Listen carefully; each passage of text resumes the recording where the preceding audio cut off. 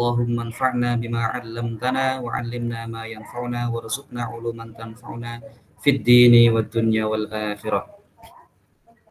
Yang terhormat Direktur Bait Khot Al-Ustadz Ahmad Jalaluddin, dan yang kami hormati para asatidz Bait Khot, dan juga yang kami hormati seluruh peserta sharing session kali ini yang insya Allah kita semua dirahmati oleh Allah. Alhamdulillah, mari kita panjatkan puja, puji, syukur kita kepada Allah Subhanahu wa Ta'ala yang pada malam hari ini masih bisa kita rasakan nikmatnya, karunia-Nya, semua anugerahnya, sehingga kita dapat bertatap muka di ruang virtual ini, walaupun tidak bisa melihat secara langsung atau bertemu berinteraksi secara langsung, tapi insya Allah tidak mengurangi keberkahannya. Shalawat serta salam marilah kita terus gaungkan kepada Nabi Muhammad SAW. Beliau adalah panutan kita, beliau adalah teladan kita, yang mana dengan risalah beliau hari ini kita terikat oleh sebuah ikatan yang kuat, walaupun kita tidak mengenal satu sama lain, walaupun kita mengetahui wajah satu yang lain, tetapi kita terikat dalam satu ukhuwah, yaitu ukhuwah Islamiyah. Oke, sebelum memulai barangkali sedikit prolog ya.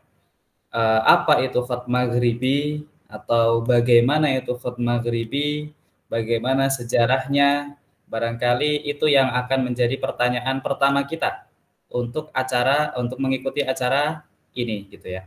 Nah, dan barangkali ada juga yang masih asing di benaknya tentang maghribi, khat maghribi. Mungkin yang sering kita dengar khat naskhi, khat sulus, khat riq'ah, kemudian khat diwani atau diwani jali gitu ya. Nah, ini kok ada khat namanya khat maghribi? Kok namanya nama-nama sholat? Nah, ada sholat maghrib gitu ya. Apakah khat ini dicetuskan ketika waktu maghrib? Atau kenapa nggak khat zuhri atau khat asri gitu? Atau khat isya'i atau khat tahajudi? Nggak ada. Ini ada namanya khat maghribi. Ini barangkali masih ada yang asing dengan hal tersebut. Maka inilah tujuan kita mengadakan acara ini ya, untuk inti utamanya atau tujuan utama dari acara ini adalah mengenal lebih dekat apa dan bagaimana itu khat maghribi. Nah, dan barangkali ada yang sudah melihat ya karyanya Ustadz Jalal sendiri yang malam ini insya Allah akan dibedahnya.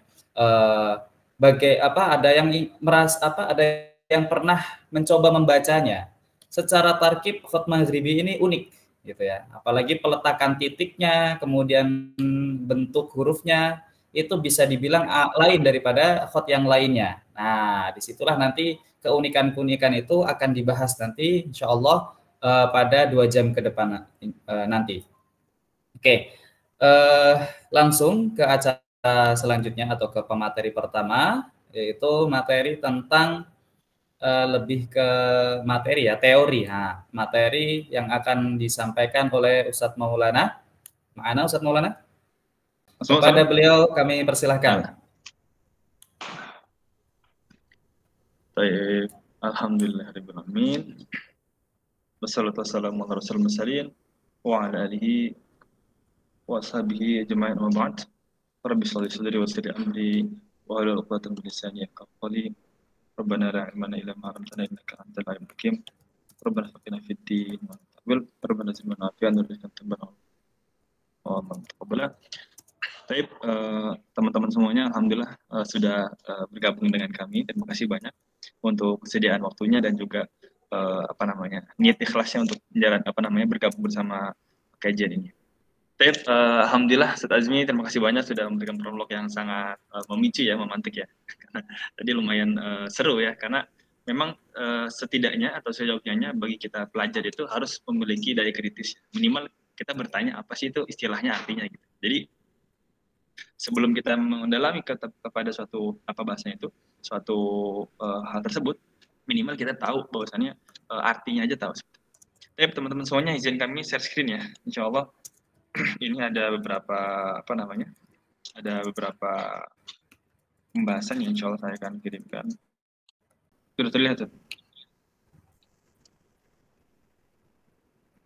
Full ya? Iya, tamam. Ya, Iya. Hasan. Oke, alhamdulillah. Teman-teman semua sekalian, untuk izin untuk apa namanya, insya Allah 20 menit ke depan atau sekitar 20 menit ke depan, izin kami untuk memberikan sedikit materi tentang hal ini. Jadi seperti ini, awal mulanya bagaimana sih kita itu mengenal hot maghribi secara apa namanya, bahasanya kita harus mengenal hot maghribi secara baik ya, seperti itu, atau secara sistematis.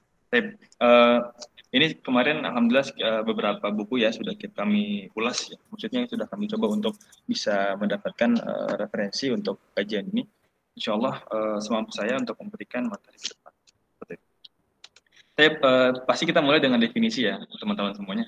Maghribi itu benar kata Ustaz Azmi. Apakah maghribi itu dari maghrib ya? Karena awalnya juga saya mikir kenapa hot maghribi namanya gitu. Kenapa bukan hot zuhuri atau hot asri gitu. Nah, ternyata kalau kita lihat dari definisi, hot maghribi itu memang dalam arti maghribi itu ya, hot adalah garisan, maghribi itu adalah tempat terbenamnya matahari. Memang salat maghrib kan karena memang ligurubi syamsi ya, karena matahari terbenam. Tapi sebenarnya hot maghribi sendiri itu lebih mengacu kepada sebuah letak geografis. Jadi letaknya adalah di bagian maghrib. Maghrib itu adalah di bagian baratnya dunia Islam. Jadi kalau kita lihat dulu pembagian Islam itu kan ada dua wilayah ya, karena memang pusatnya itu di Mekah dan Madinah. Kemudian ekspansi pada zaman Umayyah itu pada abad ke-7 itu dibelahlah menjadi beberapa bagian. Nah, Maghrib itu adalah bagian baratnya dinasti Umayyah seperti itu. Karena dunia Islam saat itu paling ujung adalah Maroko atau Maghrib ya kita kenal sekarang, yang itu pun meliputi dengan beberapa negara seperti Aljazair, kemudian Tunisia, kemudian Libya, kemudian juga Maroko seperti itu. Nah, bagiannya Maghrib itu selain Maghrib adalah ada juga namanya Masyrik. Nah, bagian Masyrik itu bagian apa? Jadi kalau kita lihat kita baca dengan secara peta itu, maka ada dua bagian. Pertama Masyrik yang bagian wilayah barat, yang kedua adalah Maghrib. Masyrik adalah timur, Maghrib adalah barat. Nah, kemudian Masyrik itu meliputi wilayah Palestina, Suriah, Lebanon, Irak, Arab Saudi, Bahrain, ya pokoknya negara-negara Hijaz ya, seperti itu, dan juga Syam, kemudian Mesir bagian timur, kemudian Irak juga, atau Najd ya, atau mungkin sekarang juga termasuk ada Irak, ada Iran seperti itu. Dan ini semua wilayah Asia seperti itu. Nah, pembagian dua wilayah inilah yang menjadi sebuah asas nanti istilah-istilah khot itu muncul. Salah satunya adalah Madrasatul Khototin. Nanti kalau kita lihat kenapa Barat itu bukan Barat yang Amerika. Nah, karena ini beda-beda hal ya. Karena saya sempat berpikir kenapa Maghrib itu bukan dinisbatkan kepada Barat Amerika. Nah, ternyata beda diksi ya. Maksudnya beda istilah, bahwasannya Maghrib dan Masyriq itu yang memang punya dalam dunia Islam seperti itu. Nah, dalam Maghrib sendiri ya, kenapa saya besarkan itu, ada kalimat Maroko di situ. Nah, ternyata Maroko inilah yang dulu memang memiliki historis yang sangat dalam seperti itu. Maroko sendiri itu dia memiliki istilah khusus. Salah satunya adalah Aqsal Maghrib. Jadi ujungnya Maghrib itu, ujungnya barat atau negara barat itu adalah Maroko. Dari kata Marrakesh gitu, dalam bahasa Berber. Berber itu dalam arti Berber namanya berarti tanah Tuhan. Gitu. Atau Amurakush ya. Atau Maroko, Marrakesh gitu. Kalau di Bekasi dulu ada namanya Marrakesh. Itu dinisbatkan juga kepada istilah Maroko itu. Berber juga itu salah satu bangsanya atau genetiknya, kalau kita kenal ya dulu, salah satu panglima Islam tuh namanya Tariq bin Ziyad. Nah, Tariq bin Ziyad juga setelah diusir ke Andalusia, dia juga ternyata aslinya adalah suku Berber itu. Jadi memang memiliki historis yang sangat dalam seperti itu. Nanti ini ada kaitannya. Apa hubungannya dengan Hot Maghribi dengan Andalus? Kenapa bisa masuk wilayah Andalus? Padahal wilayah Andalus itu tidak masuk Maghrib seperti itu. Kemudian pertanyaan juga muncul, kenapa disebut dengan istilah Timur Tengah? Nah, ini karena ntar menyangkut ya. Kenapa? Karena kita biasanya kenal wilayah Masyriq itu kan timur, tapi juga ada istilah Timur Tengah. Nah, ternyata Timur Tengah itu kalau kita lihat dari sejarahnya, itu bukan kembali kepada dua istilah Maghrib dan Masyriq ini. Tapi Timur Tengah itu adalah timurnya Eropa. Timurnya Eropa. Kalau Timur Tengah itu adalah wilayah Arab Saudi, wilayah Hijaz, wilayah Syam. Kalau timurnya jauh, itu ada namanya, apa bahasa? Timurnya jauh itu ya Indonesia, Jepang, Cina. Kalau timurnya dekat ya kurang lebih India seperti itu. Ya mungkin Turki juga sama. Hampir seluruh kan sebelahnya Eropa, sebelahnya lagi Asia seperti itu. Ini untuk istilah dulu ya teman-teman semuanya. Dan kemudian oke, jalan negara Maroko. Ini sedikit untuk mengulas sejarah dulu ya. Kemudian Maroko itu memiliki sebuah suku, namanya suku Fez ya. Suku Fez itu atau sebenarnya pada wilayah itu memang suku terbesar ya di tempat terbesar di Maroko ya pada abad ke-8 ke-9 itu memiliki peran besar yang di sana ada namanya universitas besar namanya Universitas Qarawiyun yang mana universitas tersebut itu muncul sejak abad kurang lebih 8-9. Nah, disinilah nanti salah satunya memiliki peran penting dalam pengembangan madrasah khototin di Maghrib. Nah, seperti itu. Dan salah satu perannya adalah jadi gini ceritanya. Di Fez itu salah satu tempat yang mana menampung imigran-imigran dari Andalusia. Nah, jadi setelah dulu ketika terorganisasi ekspansi ke Spanyol, ke Andalusia, Cordoba itu, kemudian bangsa Spanyol, bangsa Cordoba, bangsa Andalusia ketika itu mereka berpindahlah berimigran kepada di Teluk Gibraltar ya, Gabal Gibraltar itu, kemudian masuk pada wilayah-wilayah Fez itu. Karena Fez itu kurang tempatnya dekat ya, nggak jauh daripada selat itu. Nah, di Fez ini menampung salah satu adalah imigran-imigran daripada Spanyol seperti itu, atau Andalusia lah zaman dulu sebutnya. Nah, dan juga ada bangsa lain di Fez ini. Salah satu adalah bangsa Kairuan. Kairuan itu bangsa yang datang dari Tunis, dari Afrika, kemudian dari Andalusia. Jadi Fez itu tempat yang berkumpul lah migran tersebut. Nah, kenapa saya bahas ini? Karena memang nanti ada bentuk-bentuk sendiri ya. Contoh kayak ntar ada khot bentuk jenisnya Kairuan itu, kemudian ada jenis khot Andalusia. Gitu. Nah, ini salah satu asal kenapa ada namanya saya sebutkan di versi. Di sini juga ada lihat peta kalau misalkan bisa dijelaskan dilihat peta seperti itu. Tapi kemudian ini masuk kepada asal usul ya. Jadi kalau kita ingin sedikit flashback ya kepada generasi awal-awal tulisan muncul itu memang sangat klasik banget. Kalau teman-teman semua kan pernah ya di player itu baca di bagian sebelum akhir itu apakah khot Maghribi seklasik itu gitu. Maksudnya seklasik apakah khot Maghribi? Kemudian bagaimana kita menyikapinya dibanding khot asli seperti itu. Nah, ternyata memang khot Maghribi itu perannya di bawah sini. Jadi kan kalau kita singkat aja ya. Jadi khot Maghribi itu nanti lahirnya adalah di abjad ini, harf abjad. Sebelumnya ada khot nabat. Khot nabat itu sekitar kurang lebih 300 lah. Masih awal-awal sebenarnya. Karena dulu ada namanya sebelum hieroglif ada namanya mismar kuno. Mismar kuno ini sebenarnya nama bahasa Arabnya adalah paku ya. Ini kan mismar bahasa Arab, tapi nama Indonesia paku. Zaman paku. Ini kalau saya telusuri di beberapa artikel dan beberapa jurnal di web itu tulisan paku ya tajam-tajam teman-teman. Jadi atau buka aja paku gitu ya atau mismar kuno atau bahasanya simasiografi. Ada dua bentuknya seperti itu. Intinya permula awalnya adalah bahasa Aramaik dari abjad, kemudian muncullah ke nabat, kemudian juga bahasa Arab seperti itu. Nah, di sini berarti kalau kita bisa lihat dalam kita lihat barusan khot Maghribi itu adalah khot yang memang sangat klasik. Kenapa? Karena dia mulai sudah ada pada zaman kapan?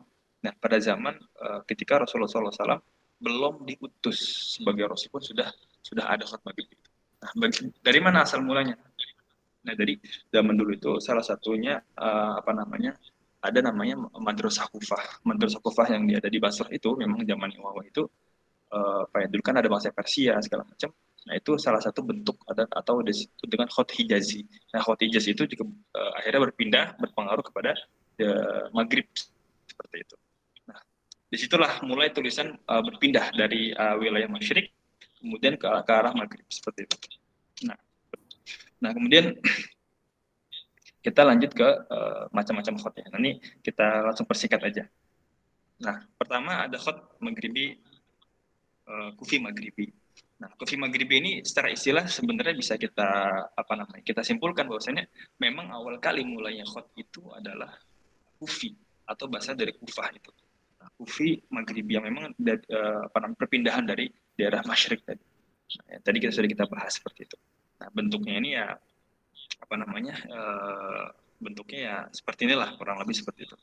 Nah, ini berasal dari Kufah, kemudian berpadu ke Maghrib ke Lebar, dan dipakai juga dipakai di daerah Afrika, kemudian Maroko, Aljazair, Tunisia, terus juga Spanyol saat itu.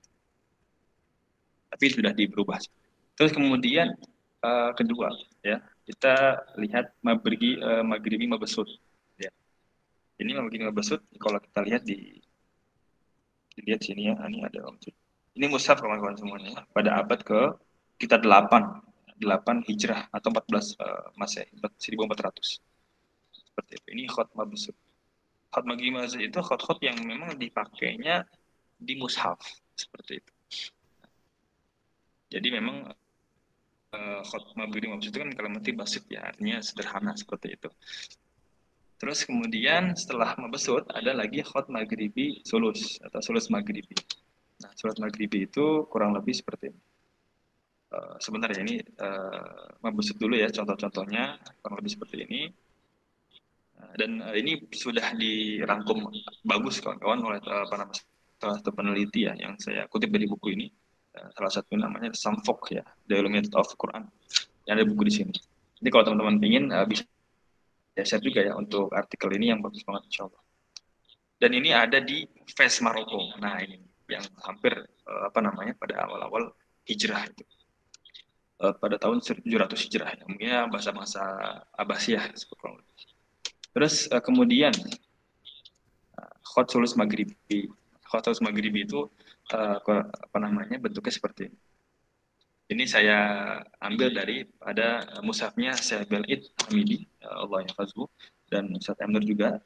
Ini salah satu potongan yang saya ambil daripada ijazah yang pernah saya selesaikan pada tahun lalu kurang lebih seperti itu. Nah ini yang ini yang buat tulisannya Syekh Belid. Kemudian saya ambil gambar untuk sampel seperti itu. Terus yang sebelah ini ada namanya kalimat surah Al-Adiyat. Ini menggunakan font sulus Maghrib. Bentuknya itu ya lebih besar daripada Maghribi Bamsud seperti itu. Tapi bentuknya bisa numpuk seperti ini. Kemudian ada yang khot yang ketiga. Itu khot jauh ini juga ada contoh lagi nih. Walillahi khairun hafizah wa huwa arhamur rahimin. Pakai Maghribi sulus dari karya dari Khotot Muhammad Ma'ali. Ini juga masyhur teman-teman semuanya. Dan untuk informasi ya teman-teman, saya ambil informasi ini daripada buku yang saya taruh di bawah ini. Ada namanya buku Umar Afa wa Muhammad Al-Maghrib. Khotot wal Maghrib Tarikh Al-Afa. Jadi silakan bisa diperdalam ya kajiannya untuk sulus Maghribi. Dan contoh lain pastinya.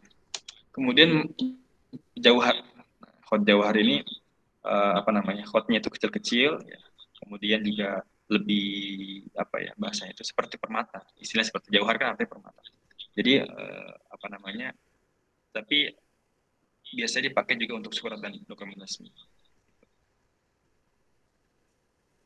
Kemudian next ya, contoh yang lain dari Jauhar.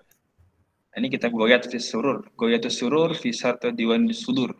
Ini punya karya Al-Izzi Ad-Din Al-Jidalki. Seperti ini abad ke-12. Dan ini mereka nulis pakai tinta emas seperti itu. Ini contohnya juga. Hampir mirip ke Mabusut, ya, hampir mirip. Tapi nanti habis ini ada lagi yang lebih santai. Maksudnya tulisannya lebih santai, lebih abstrak. Seperti ini. Ini khot Mustad Zaman. Kalau kita lihat ya contohnya di sini nih. Ini tulisannya seperti tulisan tangan yang kita biasa dipakai di sekolah gitu kan, kalau cepat-cepat gitu. Untuk bisa cepat-cepat ini hampir seperti ini khot Mustad. Ternyata hampir mirip-mirip abstraknya itu. Nah, ini antum bisa baca nanti ya di penjelasan yang di layar itu. Kemudian terakhir, nah ini khot mudmaj itu yang memang saya sendiri ya, dan di buku ini belum ada penjelasannya.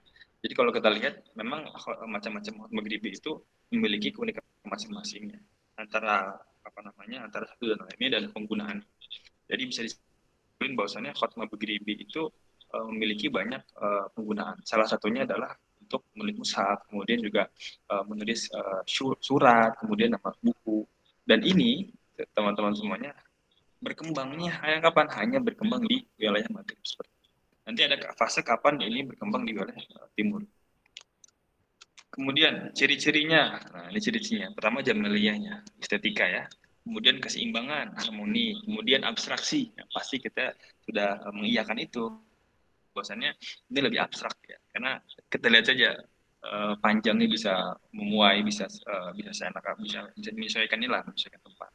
Terus kemudian keanekaragaman ya. Al-Ghina wa Tanawwu, ada Andalus, kemudian ada juga Hijazi, apa namanya, Tunis, ada juga Aljazairi dan segala macam. Dan yang terakhir adalah kebebasan, Al-Hurriyah Tashkiriyah. Tab ini yang saya ambil daripada Maghribi abad ke-13, ya, abad ke-13. Ini di Afrika Utara, abad sampai 14 13 kalau seperti itu. Ini sebenarnya aslinya 2 halaman, cuma saya potong. Ini ciri-ciri khot Maghribi. Nah, kemudian kita juga jangan lupa bahwasanya ada khot madrasah khotot di Maghrib. Salah satunya adalah madrasah Maghribi yang di Maroko itu. Kemudian ada Qairuan dan satu lagi adalah Andalusia. Ini 3 madrasah besar. Madrasah Maghribi ini tempatnya ada di dekat ya ini di wilayah Maroko seperti itu. Tapi teman-teman ini saya singkat lagi ya. Next ada Qairun ya, ada madrasah yang ada di Tunisia. Gitu.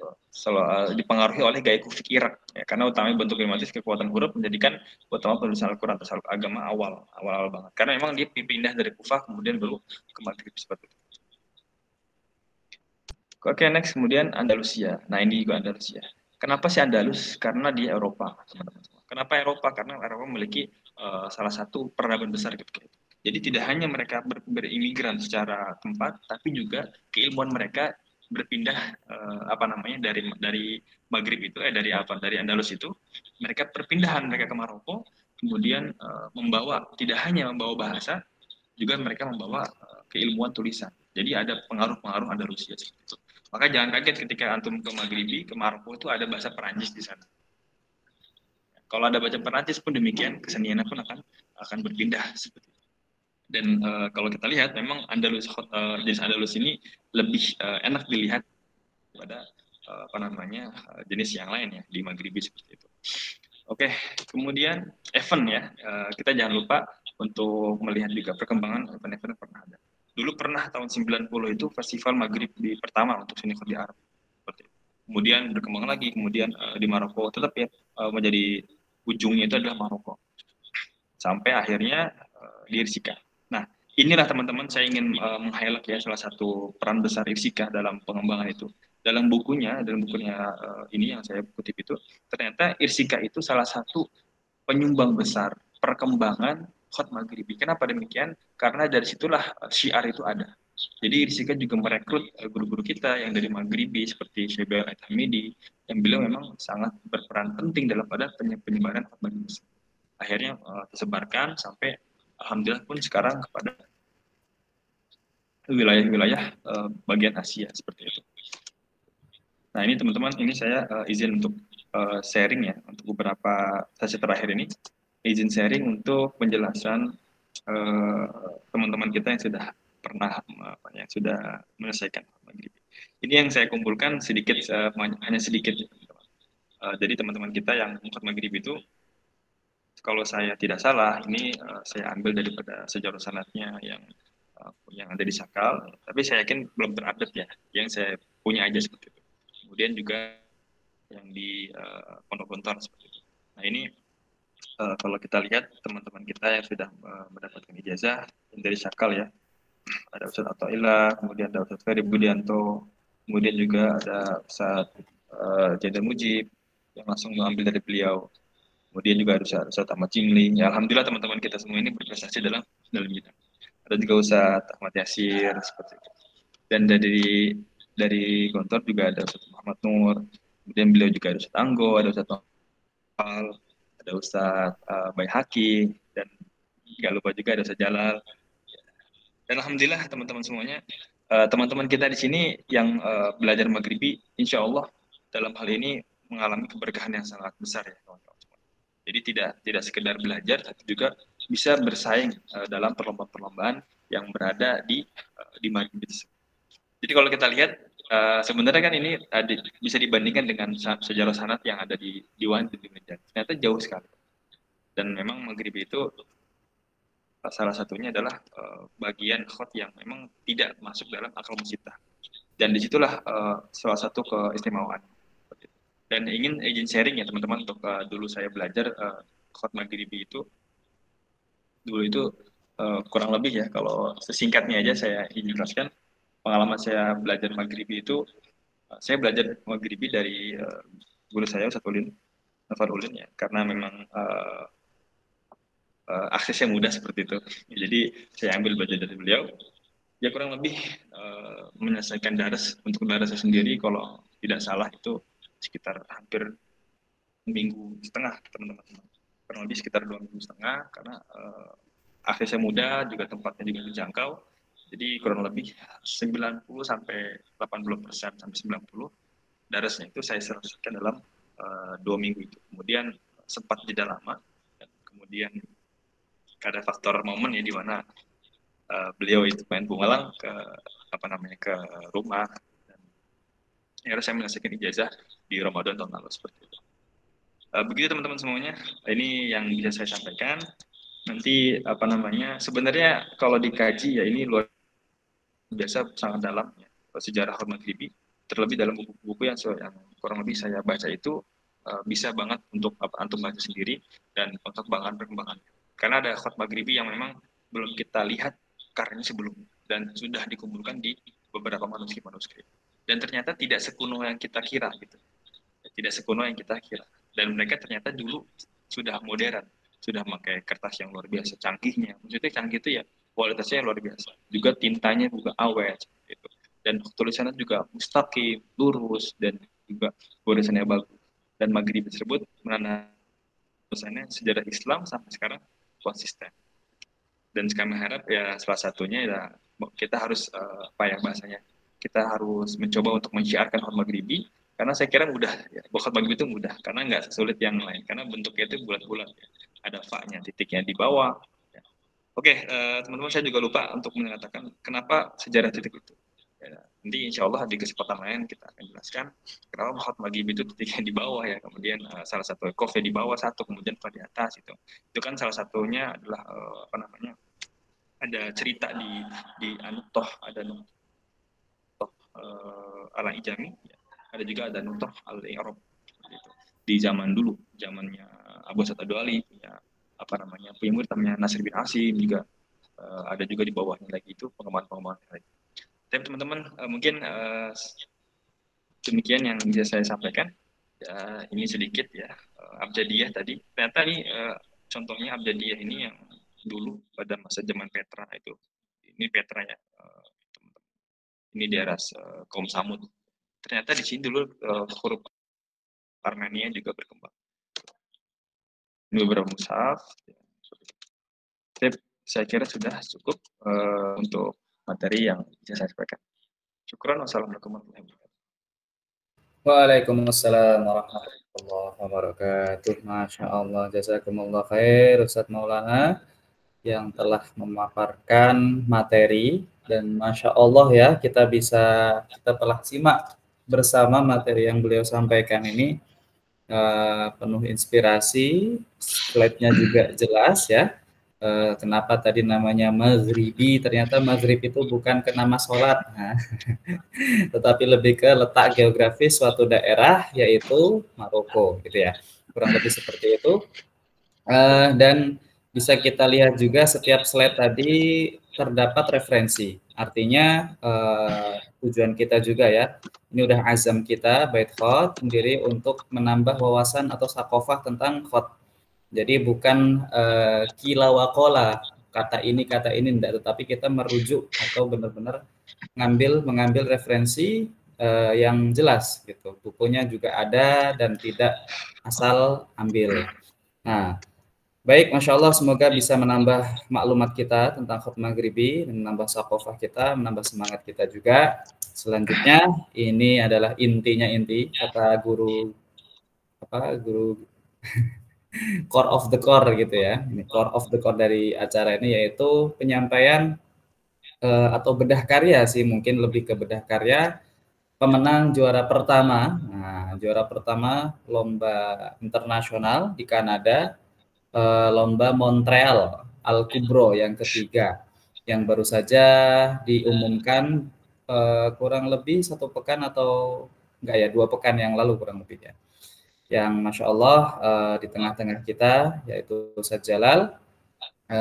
Setelah ini yang kita tunggu-tunggu ya. Kalau tadi itu banyak menerima maklumat tentang wawasan sakofa atau tentang literasi khutbah maghribi. Ya, setelah ini mari kita simak sama-sama bedah karya yang telah beliau tulis yaitu khutbah maghribi yang kemarin menjuarai atau menduduki juara pertama di lomba internasional di Kanada. Baik, kepada Ustadz Jalal, mana? Ya, kami persilakan. Cek, suaranya terdengar, Ustaz? Ya, jelas, Ustaz. Ya, alhamdulillah. Saya izin share screen dulu.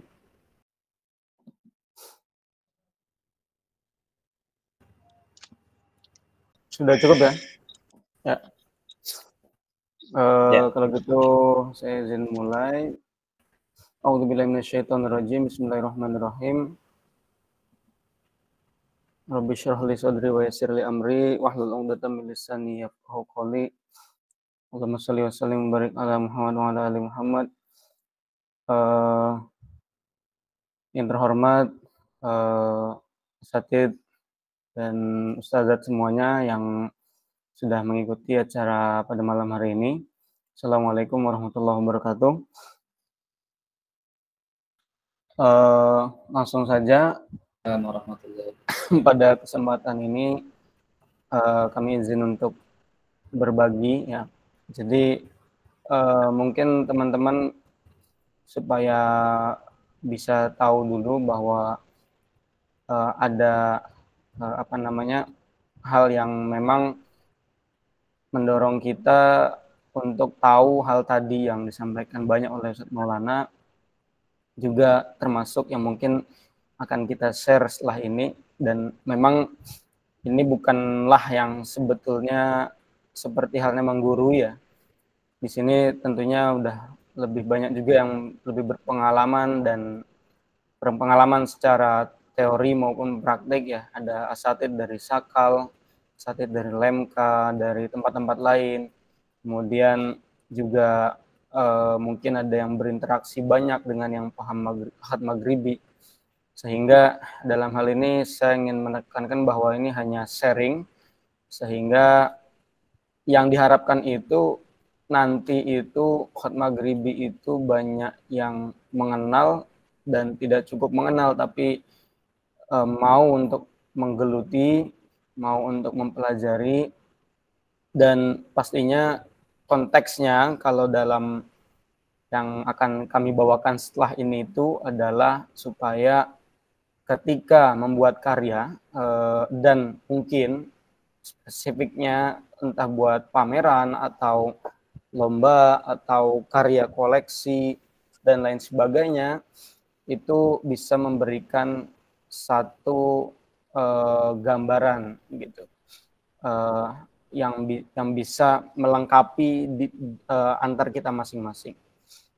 Adapun juga selain itu supaya khutbah maghribi ini lebih dikenal dan lebih bisa berkembang dan dipelajari secara masif ya, secara komprehensif juga menyeluruh di madrasah-madrasah yang ada di Indonesia ini. Karena kita tahu isu-isu terakhir Indonesia ini kan khatatnya pada pada mengguncang dunia lah, bahasanya mungkin begitu. Nah, kalaulah memang selama ini kita lihat ada juara sulus, sulus jali, diwani jali, kemudian lain sebagainya ya yang kita tahu, naskhi misalnya. Maka maghribi pun kenapa tidak begitu. Dan nantinya juga bisa jadi kufi gitu kan. Kufi kenapa tidak juga kan. Jadi supaya lebih luas lagi lah bahasanya. Langsung saja kita akan membedah sedikit ya apa yang kita kerjakan kemarin. Sebentar nih. Oke. Pertama kita mulai dari tahapan umum ya, yaitu membuat karya ini ada beberapa step yang perlu teman-teman jalankan, dan saya yakin juga sudah ada yang berpengalaman, cuma ini hanya sharing sekilas saja. Jadi membuat sketch, kemudian coret-coret untuk menuangkan apa yang ada di maklumat apa ya bahasanya otak kita lah ya, gambaran ada di otak kita, imajinasi kita terkait dengan bentuk maghribi itu dituangkan melalui sketsa itu. Nah, tentunya penuangan pertama ini masih berupa gambaran yang ada, lalu masih bisa dibilang bisa direvisi atau dikoreksi. Kemudian langkah kedua, setelah dicoret-coret tadi, lalu membuat kolib. Ya, membuat kolib, menentukan kecocokan, kemudian mengontrol per baris dan lain sebagainya. Itulah sebabnya dulu itu, atau ya kami pribadi ketika membuat karya itu, terlebih mungkin lomba dan sebagainya, itu membuatnya bertahap lalu kemudian disetorkan kepada guru untuk ditasheh per bagian. Karena memang kalau langsung banyak begitu kadang nanti banyak yang lepas ya, ada beberapa yang tidak konsen begitu. Kemudian ketiga, proses koreksian dengan guru. Nah, ini yang sebagaimana saya sampaikan tadi, kita bawa ke guru, atau tidak hanya guru, sebetulnya bisa ke teman atau ke manapun lah, bahkan ke orang yang mungkin ada di samping kita, lalu kemudian kita tanyakan, ini cocok nggak ya gitu, ini berat nggak dilihat ya, atau gimana begitu, sehingga minimal banyak insight yang kita dapatkan dari orang-orang lain, dan itu menjadi pertimbangan kita.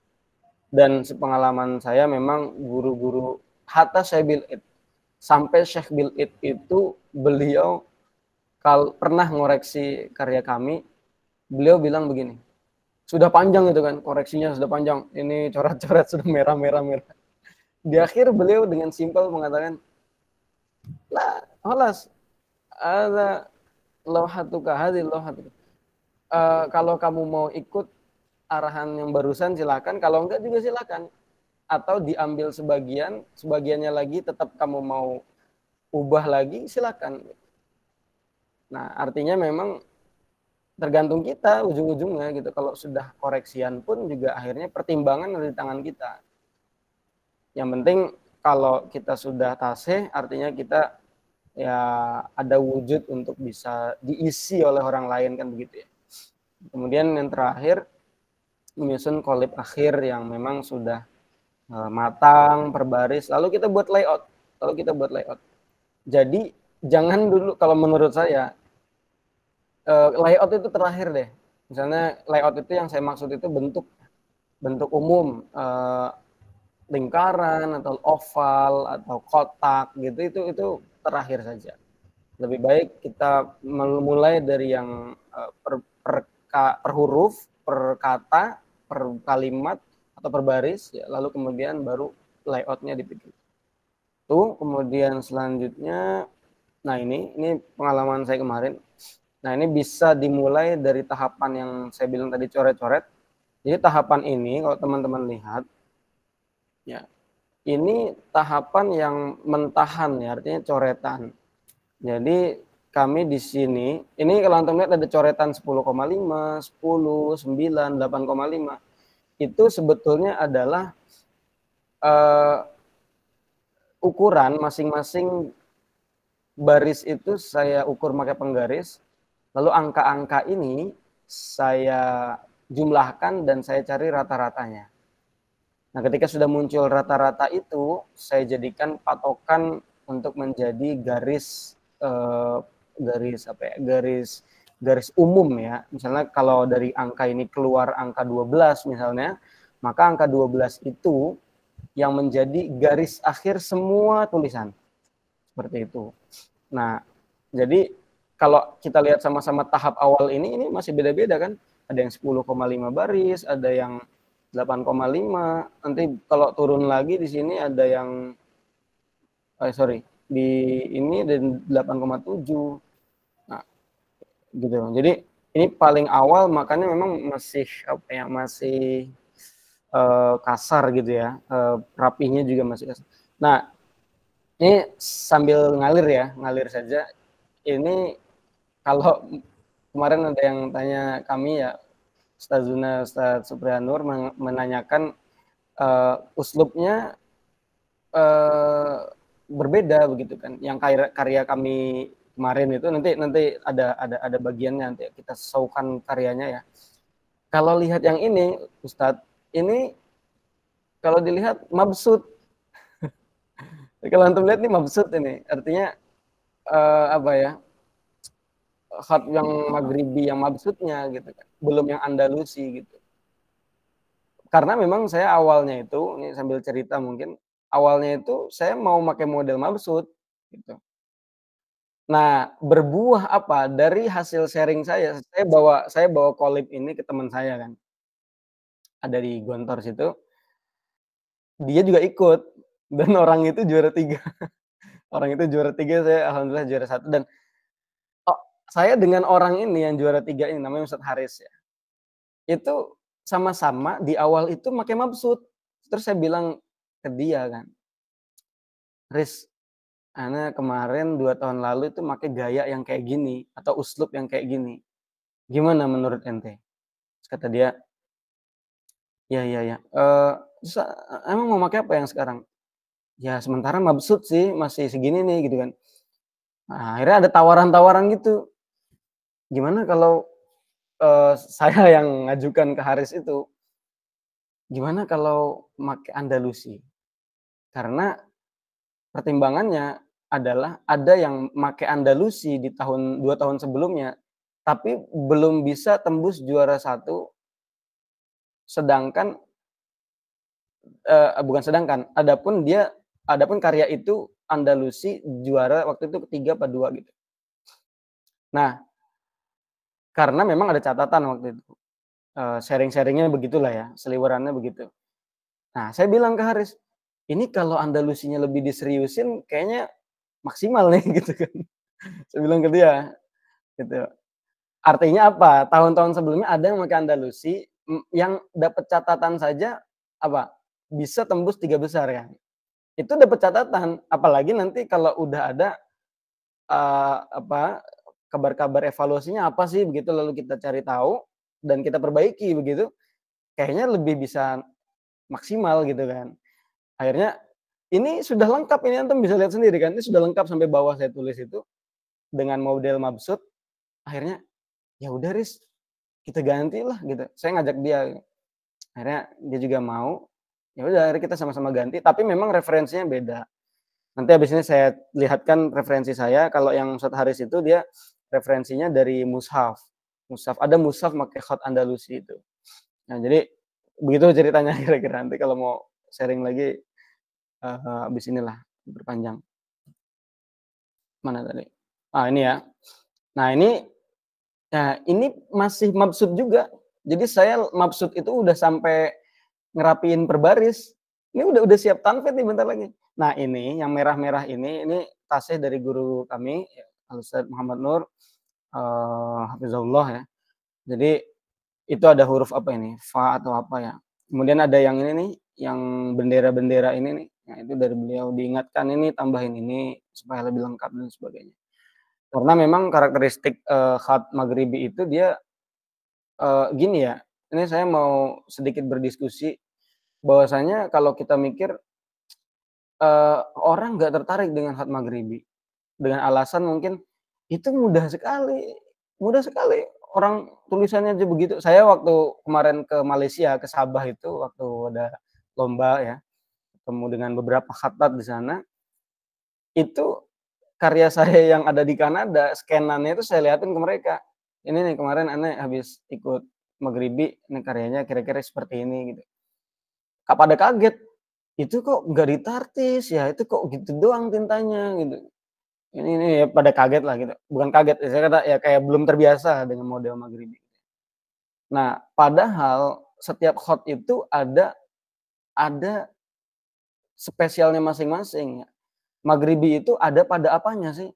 Pasti ada ya, spesialnya dibandingkan dengan khot lain. Salah satunya adalah disiplin tadi. Betul tadi Ustadz Maulana, titiknya ada yang berbeda, kemudian apalagi yang Andalusi ini, Masya Allah, itu saya mempelajari, liatin, ini bikin domahnya, letaknya kok di mana gitu kan. Karena memang Andalusi sendiri berbeda dengan Mabsut gitu kan. Peletakan domahnya, kemudian titiknya, unik. Jadi, dan itu disiplin. Titik duanya harus di atas libroh, plak gitu, di tengah harus berada di disiplin peletakan yang berbagai macam. Kemudian nanti kalau dia ada kasroh, selanjutnya itu ada hamzatul wasl tuh nanti ada tandanya sendiri untuk penanda bahwa sebelumnya adalah doma, sebelumnya adalah kasroh dan fathah. Karena memang khat Maghribi itu sebetulnya ya juga dipakai untuk mushaf juga, bahkan mushafnya itu dengan berbagai riwayat ya. Syekh aja mungkin sudah lebih dari satu riwayat saya kira, karena beliau juga kalau nggak salah 8 atau 9 mushaf sudah ditulis. Lalu kemudian saya kira yakin juga beliau sudah lebih dari satu riwayat sepertinya. Sehingga disiplin itu melekat pada khat Maghribi ya kan. Karena harokatnya juga berkaitan dengan huruf Al-Qur'an dan ada dobetnya atau alamatnya seperti itu. Nah, ini fase kedua ya atau tahap kedua saya menuliskan karya ya. Kemudian selanjutnya sebentar. Oke. Lanjut ya. Nah, ini ketiga. Nah, ini ketiga nih satu-satu. Sebelum disusun final. Nah, perubahannya di sini. Di sini saya udah pakai Andalus. Nah, di sini udah pakai Andalus. Ini memang jauh. Artinya jauh itu bentuknya berbeda dengan yang ada di sebelumnya ya, atau yang masih bentuknya mabsut tadi gitu. Nah, ini sudah berbeda ya kan. Bentuk-bentuknya, sudut-sudutnya, kemudian rasionya, tebal tipisnya, karakteristiknya, goresannya, penempatan tintanya, dan lain sebagainya sudah beda.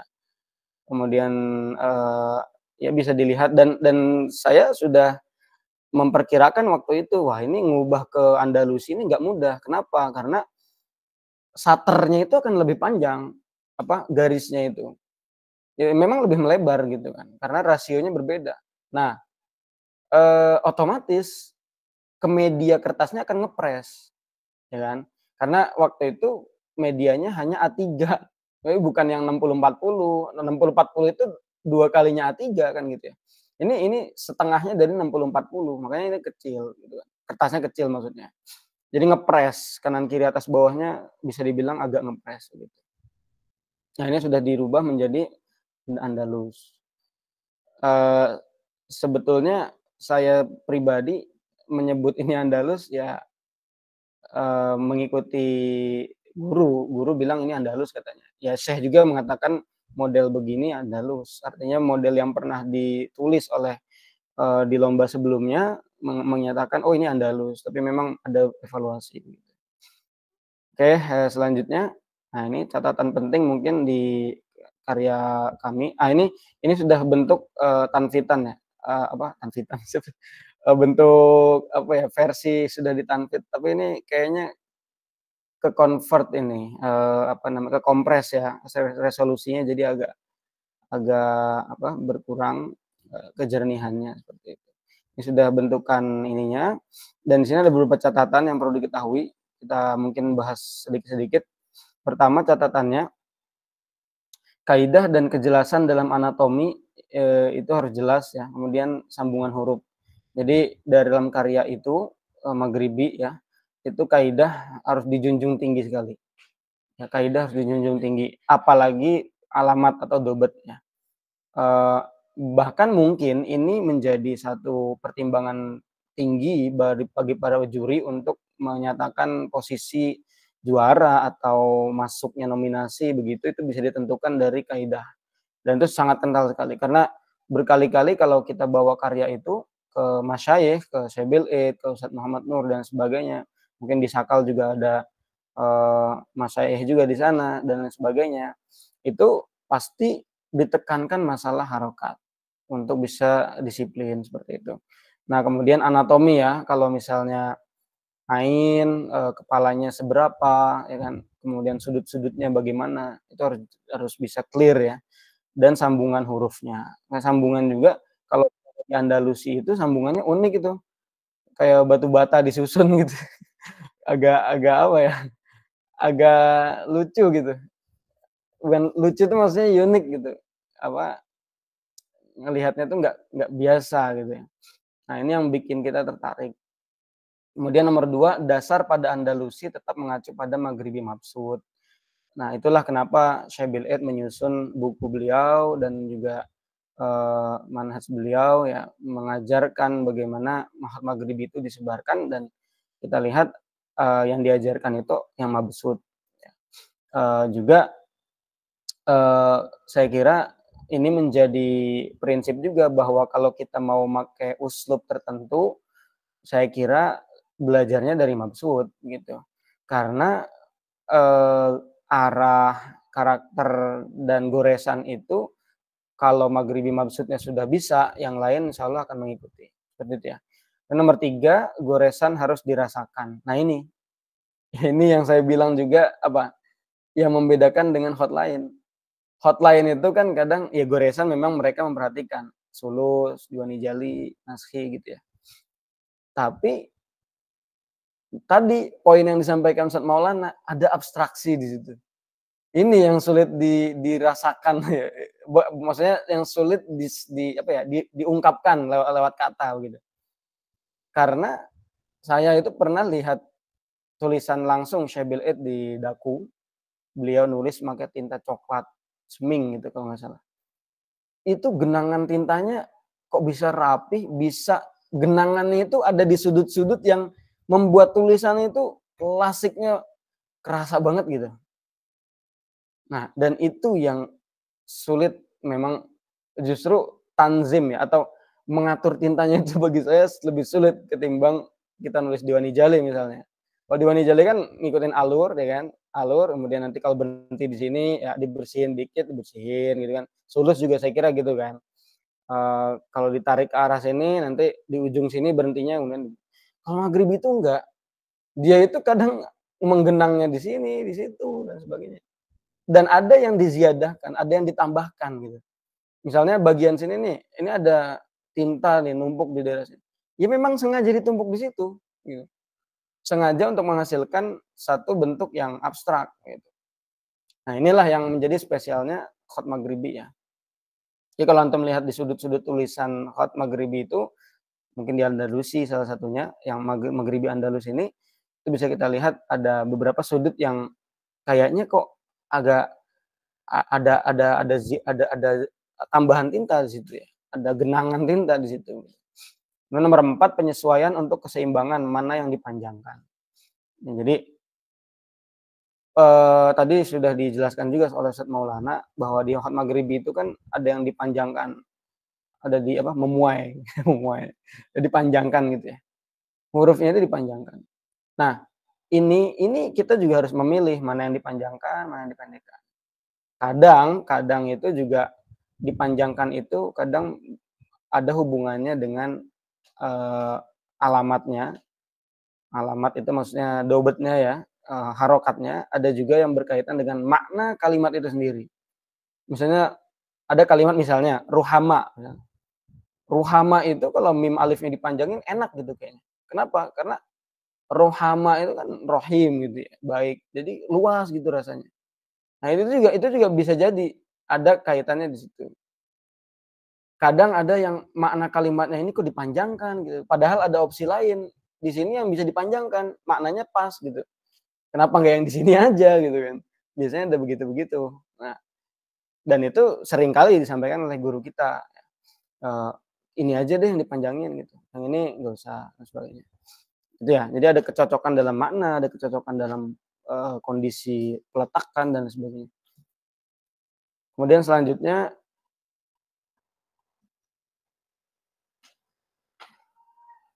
apa ini, ya, apa yang digunakan di sini gitu, bahannya pertama tinta, kita pakai Jepang ya, Jepang, kemudian jenis kertasnya Mukohar mesin, serat benang. Kalau nggak salah, seingat saya pakai itu karena kalau antum lihat juga itu kan ya modelannya rata gitu kertasnya ya, jadi kertas mesin memang, bukan handmade ya, bukan banana, bukan apa begitu. Kalau 2 tahun lalu saya pakai banana apa Jute ya, saya lupa. Ya emang mengkerut kertasnya itu. Kemudian nomor 3 ukuran pena 1 mili. Nah, pena yang dipakai pena handam dengan model tumpul bagian ujungnya. Saya kira pena pun yang dipakai ini orang-orang beda-beda juga. Saya ngelihat ustadz siapa kemarin itu, yang ikut lomba ini juga, dia pakai ini, pakai pena biasa yang miring itu, yang ujungnya ada tajamnya itu. Nah, kalau saya makanya tumpul. Kalau misalnya penanya besar ya tetap tumpul. Jadi mau kecil mau besar ujungnya tetap tumpul gitu. Tumpulnya itu kayak apa ya? Kayak apa sih? Kayak melingkar gitulah ujungnya ya, seperti itu. Kemudian yang terakhir jumlah penanya saya hanya pakai 1. Dan selanjutnya alasan memilih layout. Nah, kenapa saya milih layout kayak tadi? Saya terinspirasi dari bentuk piala. Nggak tahu. Kalau antum lihat tadi kan bentuknya kayak piala gitu. Jadi kayak lingkar tengah terus atasnya ada gininya, ada gininya. Atau mungkin guci juga bisa, guci atau piala. Terus begini. Nah, ini selera sebetulnya ya. Kalau layout itu kalau bisa sih, kalau bisa nyari bentuk yang elegan. Elegan karena begini, yang kita tulis itu hot klasik masalahnya.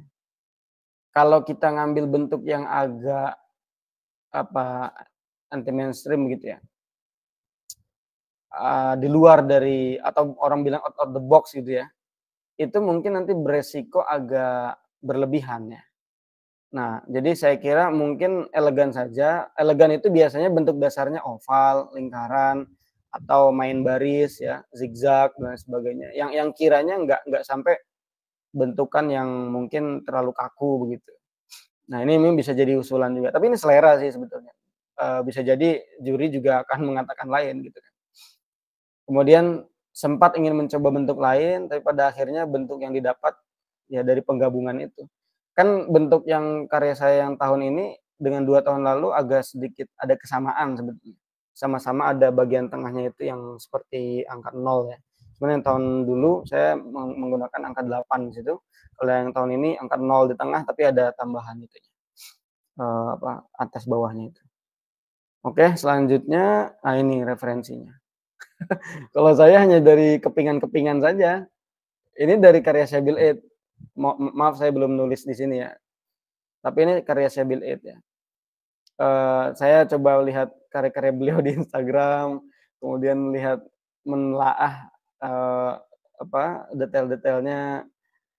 Ya inilah kalau kita lihat di Zoom begini ya begini hasilnya. Nah, ini yang harus diperhatikan tuh goresannya ini. Ya, jadi apa ya? Ya susah diungkapin sih kalau misalnya nggak langsung dipraktekin untuk nyoba nulis ya.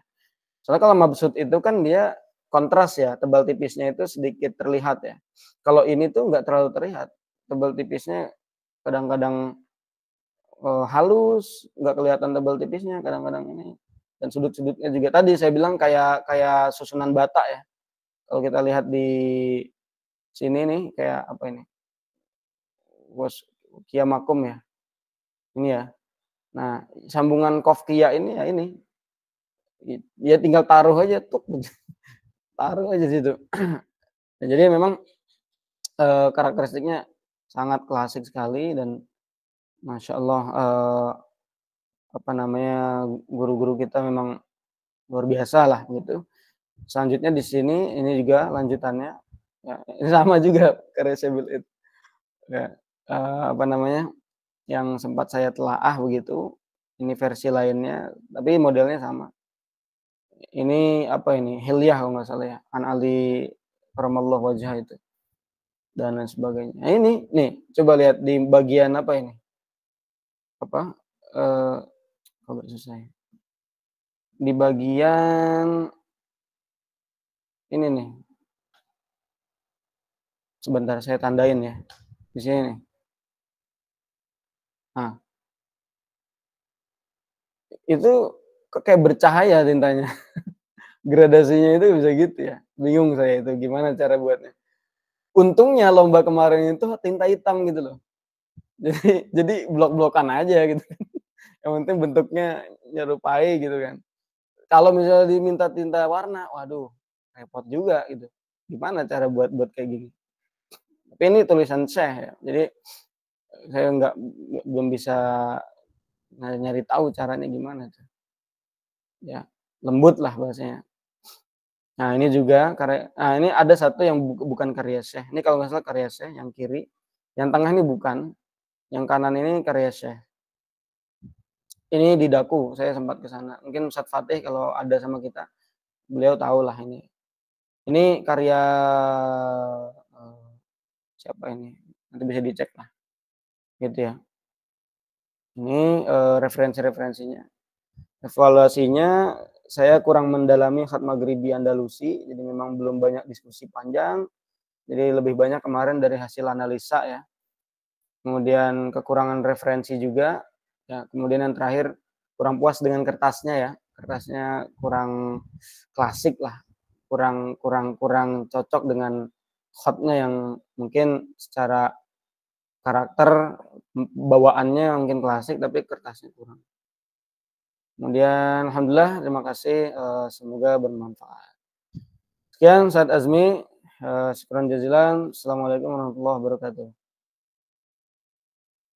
Assalamualaikum warahmatullahi wabarakatuh. Masya Allah, jazakumullah khair Ustaz Jalaluddin atas pemaparannya. Tadi ya sudah kita simak bagaimana prosesi beliau sejak pertama kali coret-mencoret untuk mencari bentuk, untuk mencari kaidah, kemudian menyusunnya sampai dipotong-potong berapa sentinya, sedetail itu.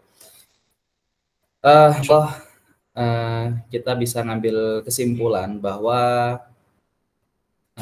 juara atau pemenang dalam satu perlombaan apapun itu pasti berangkat dari proses yang tidak sebentar dan tidak mudah. Barangkali semangat itu, kedetailan itu, keistiqomahan itu yang bisa kita tiru. Nah, untuk supaya kita bisa meneladaninya. Baik, alhamdulillah sesi presentasi dari kedua pemateri sudah disampaikan dan sudah selesai, sudah kita simak bersama. Mungkin saya yakin ada beberapa pertanyaan di benak para peserta. Setelah ini akan kita masuk ke sesi tanya jawab, ya, sesi interaksi langsung. Bagi yang ingin bertanya silahkan angkat tangannya. Ahlan Ustadz Rais, Masya Allah. Ya, Ustadz, silakan Ustadz. Sebelumnya saya mengucapkan selamat Ustadz pada Ustadz Jalal sudah menjuarai perlombaan yang Masya Allah ini ya. Yang saya tanyakan itu ini Ustadz, apa namanya, belajarnya itu Ustadz. Karena kan saya analisa dari tadi itu kan berdasarkan dari analisanya dengan sendiri. Nah itu acuannya itu apakah hanya berpacu pada aturan Maghribi Mabsut atau ada hal-hal yang lain dengan atau hal-hal yang beda dengan Maghribi Mabsut Ustaz? Mungkin itu saja. Syukran. Baik, terima kasih Ustadz Rois atas pertanyaannya. Mungkin kita kumpulkan dulu ya pertanyaannya, barangkali ada yang ingin bertanya yang lain. Silakan mengangkat tangannya untuk dipersilakan untuk bertanya. Baik, jika tidak ada penanya selanjutnya, mungkin sambil menunggu ya, barangkali nanti ada pertanyaan selanjutnya. Ustadz Jalal bisa menjawab pertanyaan langsung. Ya, izin sharing teman-teman, Satid dan Ustadz. Sebelumnya juga terima kasih Ustadz Rois atas ininya. Kemudian pertanyaannya juga saya kira penting juga. Jadi kalau poinnya adalah di belajarnya bagaimana, tadi itu kaitannya berarti saya kira nyambung di poin tadi di slide kan ada ya, bahwasanya mengacu pada khot maghribi mabsut ya. Nah, jadi yang kami rasakan sebenarnya begini, sebetulnya kami pribadi terinspirasi itu untuk mencoba gaya atau uslub maghribi yang lain itu terinspirasi dari guru kami pribadi di tempat kami ya. Beliau menutur ya ketika lomba ataupun bahkan menulis karya maghribi beda gitu, beda. Kemudian beda itu maksudnya bukan maksud kita yang murid-muridnya itu kita bisa ya nulis gitu, unik banget gitu, apalagi yang tahun sebelumnya lagi itu beliau juga nulis beda juga. Nah dari situ kami mencoba mengikuti uswahnya beliau kan. Lalu kemudian iya ya, kayaknya bisa nih gitu. Nah, yang kami rasakan memang sulit ya. Artinya mencoba untuk yang kita pelajari itu adalah mabsut ya, gayanya kurosahnya Syabil Id, lalu kemudian kita aplikasikan dalam karakter karena memang butuh goresan kan ya. Beda uslub, beda goresan juga kan, seperti yang tadi antum sudah lihat di slide referensi tadi itu yang karya-karya Syekh dan satu orang lainnya itu kan beda. Nah, itu memang butuh penyesuaian dulu, satu huruf, satu huruf, satu kalimat, satu baris, kemudian nanti dapat nih feel-nya nih, gitu. Dapat nih feel-nya, feel ngegoresnya gitu. Dari mulai ngatur tintanya, kemudian mengatur tebal tipisnya gitu. Tapi perlu diingat tadi bahwa kita harus tuntas dulu maghribi mabsutnya gitu.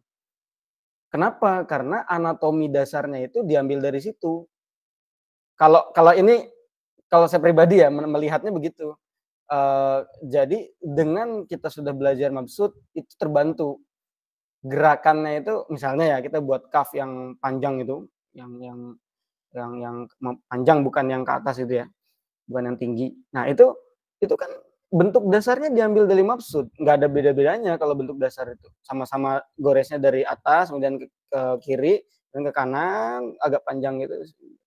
Anatominya mirip-mirip, cuman nanti di sini dihilangin sininya, terus nanti tebal tipisnya diatur supaya begini, kemudian itu. Nah jadi memang butuh analisa dan butuh tajribah. Kalau kaidah dasarnya itu kita mendengarkan dari masyayikh itu selalu mata dulu terus tangan kan gitu ya. Analisa dulu terus gerakan tangan. Analisa dulu terus gerakan tangan. Kalau tangan ngegores tapi nggak dimodalin analisa, artinya memori bentuk ya, kita akan menggores sebagaimana apa yang kita pahami saja gitu.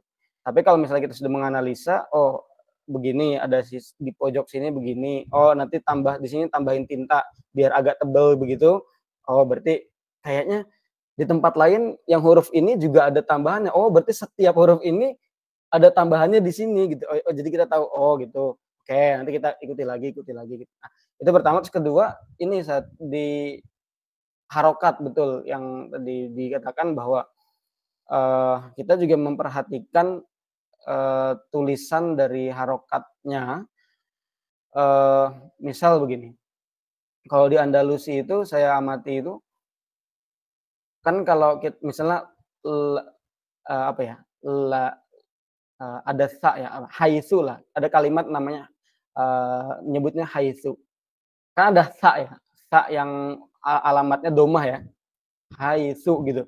Kalau yang mabsut kan domahnya itu kan apa itu bentuk huruf apa ya, huruf C ya, C tapi dibalik ya, huruf C dibalik, nggak gabung dengan titik 3 kan. Nah kalau di Andalus itu titik 3-nya di dalam C gitu, di dalam domahnya. Oh gimana tuh kan? Jadi wah ini unik nih gitu. Kadang saya kemarin tuh waktu proses ngamati sambil nulis ya, sambil nulis kolib itu, kadang ada yang ketinggalan. Ya, ketinggalan tuh maksudnya, oh nggak gini ternyata. Saya lihat tulisannya saya itu, oh gini tuh. Misalnya kayak min ya, min. Kan misalnya min gitu ya, mim sama nun mati gitu kan. Lah, nun itu kok ada titiknya ya, 1 gitu. Padahal di mabsut tuh nggak ada setahu saya. Gitu. Nah ini yang, wah saya ketinggalan, saya cek lagi tuh. Nun-nunnya itu titiknya ketinggalan nggak? Oh sini ada, sini ada, sini aman gitu kan. Kemarin itu lalu lucu itu cerita saya sama Ustadz Haris yang tadi saya ceritakan tuh, dia juara 3 itu. Waktu detik-detik, bukan detik-detik, hari-hari sebelum pengumuman itu, kita ngeliatin karya-karya kita lah gitu ya, sambil diskusi. Kemudian Haris bilang, oh iya Andalus ada titiknya ya Ustadz ya? Anak cek dulu lah punyanya nih, ada nggak? Dia udah khawatir ya. Akhirnya ada gitu. Padahal tuh udah dikirim karya, udah tawakal lah ibaratnya. Tapi dia masih aja mikirin titik 1. Padahal ya gitulah. Ya seru-seru aja begitu. Jadi intinya begitu, saya kira belajarnya itu nggak sampai yang khusus belajar Andalusi dari model murokabah, terus mufrad begitu itu enggak. Meskipun mungkin kalau kita berkonsultasi dan ingin belajar mungkin bisa saja. Dan mungkin ada ya, ada formulanya lah, ada manhajnya dari beliau Syekh misalnya Syekh Bil'id. Tapi kalau yang saya amati dari guru saya ya kadang melalui analisa begitu. Karena memang nyatanya juga yang kurosah yang mungkin sementara ini ada kan mabsut ya. Jadi kita nggak bisa belajar dari mulai yang bertahap mufrad, kemudian murakabat, bahkan nanti ada karya begitu. Jadi sementara belajarnya itu dari proses analisa dan tajribah atau eksperimen, kemudian berlatih, gores gitu aja. Tapi sebetulnya tadi saya bilang kan, referensinya masih kurang, kemudian belum mendalami lebih jauh lagi Andalus itu tadi gitu. Jadi sebetulnya masih bisa didalami lagi, Ustadz Rois. Mungkin ini dari kami, Ustadz. Terima kasih. Baik, syukran Ustadz atas jawabannya. Gimana Ustadz Rois, sudah cukup menjawab?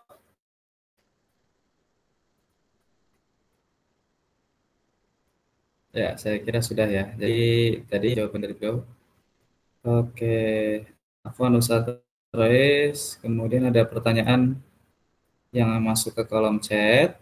Bisa kita baca.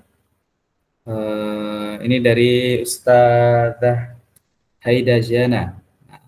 Afwan Ustadz, izin bertanya. Kira-kira pesan penting apa yang disampaikan oleh Al-Mukarram Syekh Bil'id terkait pembelajaran khat Maghribi yang mana beliau memang sudah masternya, seperti yang disampaikan Ustadz sebelumnya terkait titik apakah ada sirun spiritualitas mungkin ya lainnya dari khatnya dari khasnya khat Maghribi itu sendiri.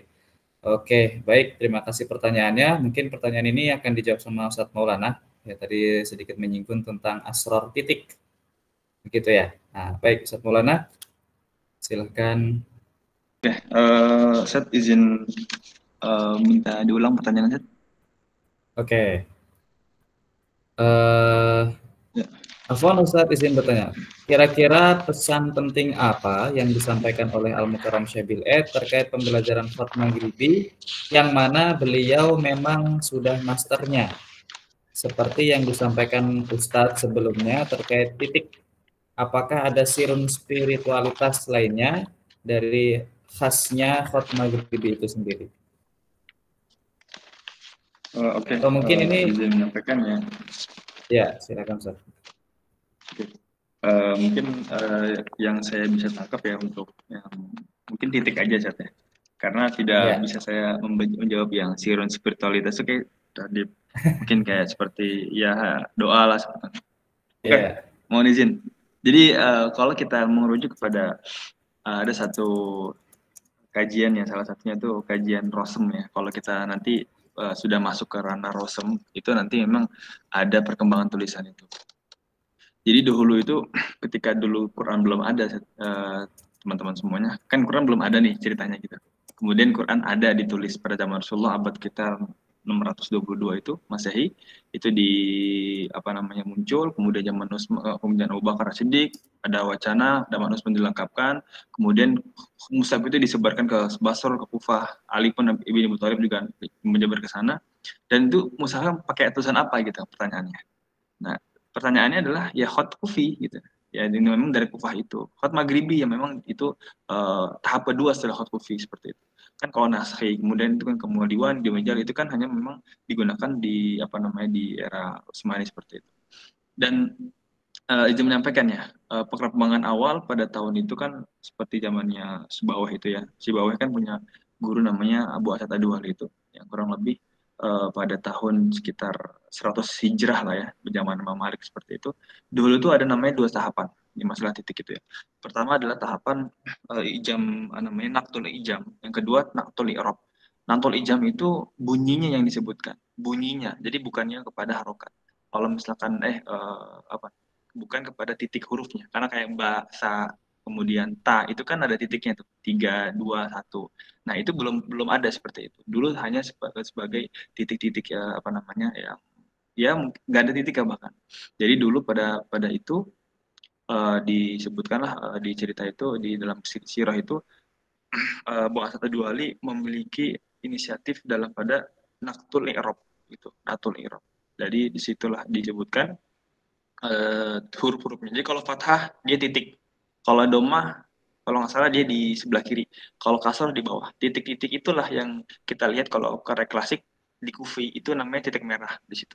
Nah disitulah yang kalau kita apa namanya titik merah itu yang dulu pada tahun awalan Na'atul I'rab. Kemudian ada Na'atul Ijam. Na'atul Ijam itu yang memang bentuknya itu apa bahasanya terhadap huruf itu kayak sa kemudian titik-titik itu. Nah itu perkembangan itu titik-titik merah itu yang memang dulu seperti itu asalnya. Yang saya kira itu yang menjadi asalnya. Nah terus bagaimana untuk khat Maghribi? Apa hubungannya sih sama khat Maghribi? Dan ada juga namanya salah satu ulama namanya Abu Abu Ahmad Al-Farahidi kalau nggak salah. Nah itu yang memang dahulu itu berperan banget dalam penulisan itu. Terus kenapa Khat Maghribi itu titiknya rasemnya itu muntazam. Nah ini sebenarnya jujur saya kemarin diskusi juga dengan guru kami Ustadz yang berada di sini ya. Itu satu Ustadz Hakam yang memang beliau salah satu di bidangnya. Kami belum mendapatkan jawaban kecuali adalah memang intizamnya sangat kuat.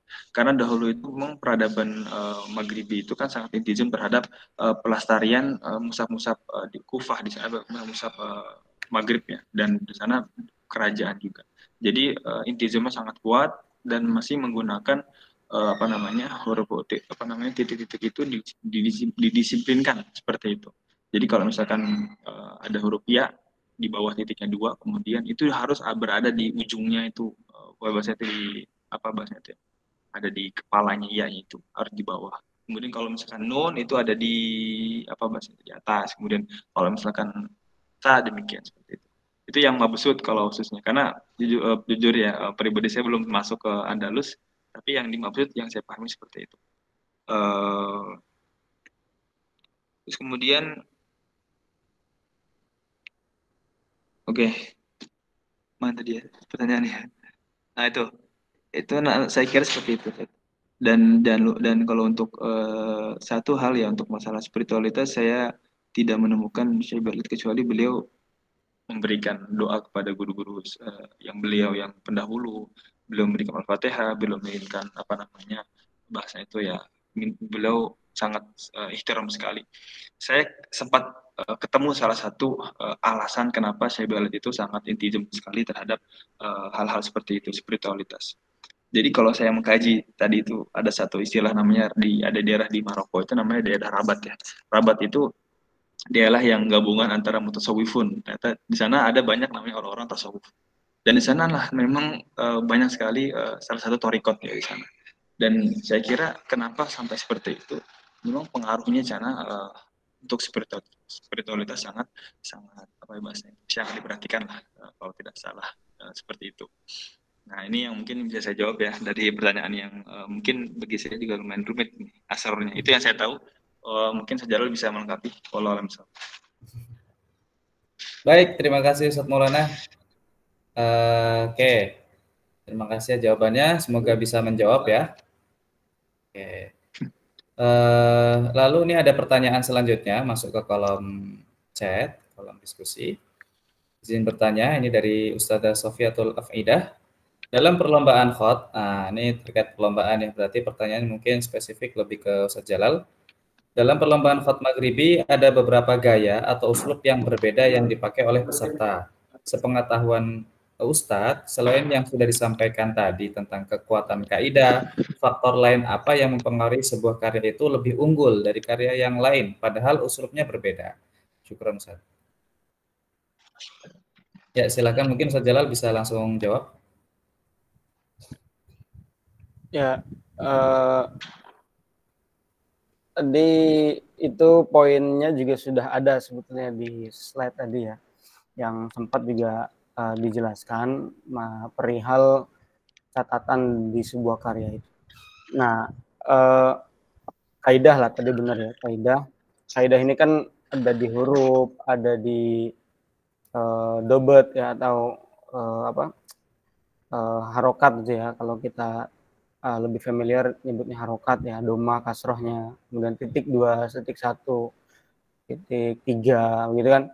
Nah itu seperti tadi saya bilang bahwa Maghribi itu punya keunggulan khas di disiplin ya, jadi peletakan posisi itu juga menjadi aspek penting lah dalam satu karya itu seperti apa.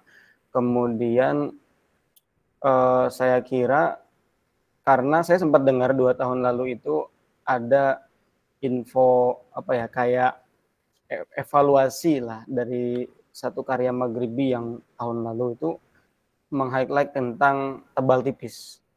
Artinya kan misalnya kalau di lomba itu dikatakan 1 mili, maka 1 mili itu dengan uslub yang kita pakai itu lebar panjangnya itu proporsional enggak gitu. Kadang kan begini, kalau kita pakai pena 1 mili tapi terlalu tinggi gitu, jadinya kurus, ya kan? 1 mili terlalu lebar hurufnya, jadi kurus kelihatannya. Nah itu pun juga saya kira aspek tebal tipis dipandang oleh juri juga, karena ini saya mendapatkan info ya dari sharing dengan para guru dan teman-teman juga, bahwa ada evaluasi yang sempat disampaikan juga. Selain daripada itu tentu mungkin saya kira prediksi aja ya, mungkin kayak goresan, kemudian kebersihan juga dan sebagainya. Tapi selebihnya daripada selebihnya di luar prediksi kami pribadi, itu jujur saya juga kurang mendalami juga kira-kira kenapa juaranya itu 1 ini, 2 ini, 3 ini. Ya karena biasanya kan kalau lomba khot yang lain kayak sulus misalnya ya, kalau itu kan biasanya lebih kontras ya. Oh iya juara 1 jelas, targetnya oke gitu kan, goresannya masya Allah gitu kan. Biasanya gitu ya. Tapi kalau Maghribi itu jujur saya belum bisa menebak-nebak. Ya, tapi kalau sekedar memprediksi, karena memang kita kan peserta itu biasanya kan membuat karya itu dengan memfokuskan aspek kebersihannya dijaga, aspek goresannya dijaga, aspek disiplin ya yang menjadi ciri khas dari Maghribi itu kita usahakan dijaga dan sebagainya. Mungkin itu yang bisa saya sampaikan. Tapi kalau misalnya lebih daripada itu unsur lain ya, tapi saya sempat nanya guru-guru kami juga ya, beliau ada di Depok tentang, tapi ini enggak spesifik di khot Maghribi sebetulnya, lebih tepatnya di khot lain ya. Waktu itu kita mendiskusikan satu lomba, kemudian keluar karya juara seperti ini. Lalu kemudian kita diskusi, kami nanya kepada guru tersebut, beliau mengatakan, iya mas, biasanya memang juri itu kadang ada momen melihat itu dari hasil akhir melihat karya itu worth it atau enggak gitu. Tapi bahasanya bukan worth it ya. Ini saya ubah aja redaksinya. Maksudnya itu cocok nggak jadi juara 1? Itu udah nggak mempertimbangkan lagi itu goresan ini siapa semua. Tapi kalau ini memang eye-catching bahasa orang ininya ya, menarik nih, bagus nih, cocok nih gitu. Ketika dipajang gitu, ini gagah ini, lebih tepat nih, lebih bagus, lebih ini sebagainya. Udah, mata nggak bisa dibohongi gitu. Mata nggak bisa dibohongi. Udah, ini juara 1 atau ini juara 2, juara 3. Itu beliau mengatakan seperti itu. Guru kami mengatakan kadang setelah ada apa ya, kan kadang juri itu kan kadang diskusi, kadang bahkan juga sampai ada yang debat dan sebagainya. Tapi nanti ada kalanya ya udah ini cocok nih gitu. Nah, ini menurut guru saya juga ada aspek seperti itunya. Jadi ya udah bahasanya tuh mungkin bahasanya mizan basor. Jadi pertimbangan mata, ya sudah. Mata itu kan nggak bisa ngomong kan. Ya udah, mata cocok ini, ya udah ini. Hasil dari sekumpulan variabel gitu jadi satu, ya goresannya atau apanya kok cocok gitu, kok enak ini, ya udah ini gitu. Itu ada juga yang seperti itu. Kalau mau di generalisir ya mungkin seperti itu. Tapi kalau mau dipretelin aspek-aspeknya tadi mungkin sesuai prediksi saya mungkin poin-poin tadi gitu. Ini tuh Ustaz Azmi. Ya, tamam. Terima kasih Ustaz atas jawabannya. Baik, semoga sudah cukup bisa menjawab. Ini waktu sudah menunjukkan pukul 9:30 ya atau 9:30 sesuai susunan acara. Barangkali ini adalah akhir. Kita sudah masuk ke sesi akhir. Tadi cukup interaktif ya, Masya Allah.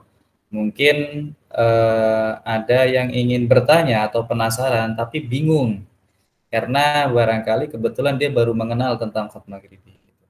Nah, maka ini ajang kita berkenalan lebih dalam tentang Khat Maghribi. Semoga momen ini, pertemuan ini bisa menjadi pemantik untuk kita bisa menyelam lebih dalam tentang Khat Maghribi. Ternyata ada loh namanya Khat Maghribi, bentuknya unik. Nah, beda daripada Khat yang lain. Bahkan tidak semuanya bisa membaca secara langsung, secara kasat mata gitu ya, secara jelas. Itu. Semoga apa yang telah kita simak bersama bisa menjadi inspirasi kita, bisa menjadi semangat kita, dan bisa menjadi jariah bagi semua yang telah menyampaikan ilmunya pada guru-guru kita juga. Oke, masuki sesi akhir. Sebelum kita tutup, kita akan ada sesi perfotoan ya, maka jangan left dulu. Yang lain ini sudah tampak ada beberapa yang sudah keluar grup. Kita ambil dokumentasi dulu. Mari semuanya untuk buka kamera sebentar, kurang lebih 10 detik hanya untuk foto.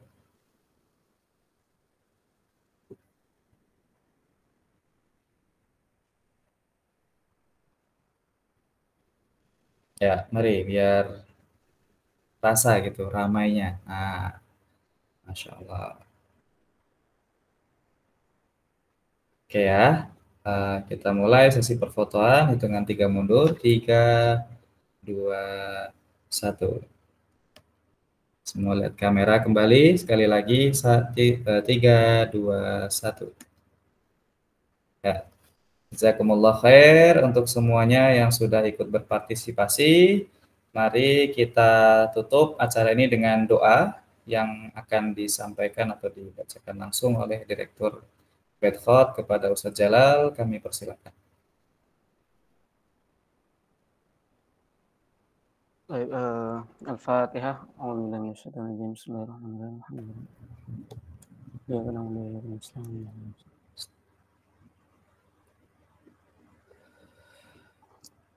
Allahumma shalli wa sallim wa barik ala Muhammad wa sallim radhiyallahu ta'ala an kulli sahabati Rasulillah ajma'in. Alhamdulillahi rabbil alamin. Hamdan syakirin, hamdan na'imin, hamdan yuwafi ni'amahu wa yukafi mazidahu. Ya Allah Rabbana lakal hamdu wa lakal syukru kama yanbaghi li jalali wajhikal karim wa 'azimi sultanik. Allahumma ighfir lana dhunubana wa dhunuba walidayna warhamhum kama rabbayana shighara. Wa li jami'il muslimina wal muslimat wal mu'minina wal mu'minat والأحياء منهم والأموات إنك على كل شيء قدير اللهم اغفر لنا ذنوبنا وإسرافنا في أمرنا وثبت أقدامنا وانصرنا على القوم الكافرين ربنا لا تزغ قلوبنا بعد إذ هديتنا وهب لنا من لدنك رحمة إنك أنت الوهاب اللهم ارزقنا علما نافعا ورزقا حلالا طيبا مباركا وشفاء من كل داء وسقم اللهم انصر من نصر الدين واخذل من خذل المسلمين اللهم انصر إخواننا المسلمين في فلسطين وفي كل مكان يا رب العالمين ربنا آتنا من لدنك رحمة وهيئ لنا من أمرنا رشدا ربنا آتنا في الدنيا حسنة وفي الآخرة حسنة وقنا عذاب النار وادخلنا الجنة مع الأبرار يا عزيز الغفار آمين فضلك سبحان ربك رب العزة عما يصفون وسلام على المرسلين والحمد لله رب العالمين.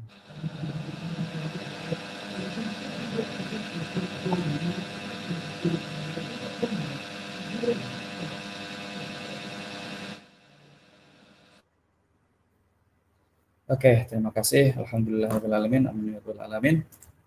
Terima kasih untuk semuanya yang telah ikut berpartisipasi. Sebelum kami tutup, pertama ada beberapa pesan ya, yaitu semoga kita doakan acara seperti ini tidak berhenti di sini. Semoga ada nanti event-event selanjutnya. Kita doakan ustadz-ustadz kita ada yang menjuarai lomba.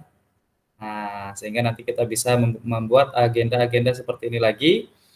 Kemudian terus support kami dengan cara follow, share, subscribe ya channel-channel kami di Instagram, kemudian YouTube juga. Insya Allah banyak update terus informasi terkait kaligrafi atau khat.